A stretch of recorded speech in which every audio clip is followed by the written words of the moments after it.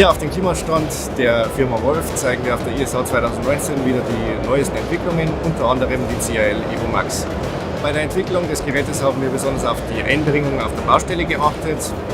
Das Gerät ist mit Easy Lifting ausgestattet, das heißt mit Ringösen, sodass man es ganz einfach mit dem Kran auf die Baustelle heben kann.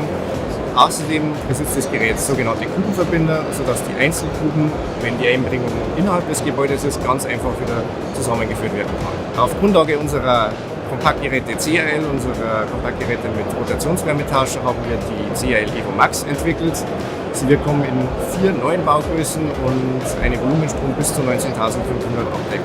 Bei der Entwicklung der Geräte haben wir natürlich den Anlagenbetreiber nicht vergessen. Unsere Anlagen sind sehr wirtschaftlich, sie sind ausgestattet mit hocheffizienten EC-Ventilatoren und unserem hocheffizienten Rotationswärmetauscher mit patentierter Labyrinthdichtung.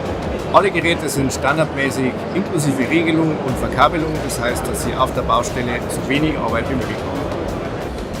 Das hier gezeigte Gerät ist mit einem Klimasplitsystem ausgestattet. Unser Klimasplitsystem kann sowohl heizen als auch kühlen. Einzigartig bei diesem System ist, dass die Regelung direkt auf die Außenheizung zugreifen kann und dadurch kein Kaltlufteinfall im Winter entsteht.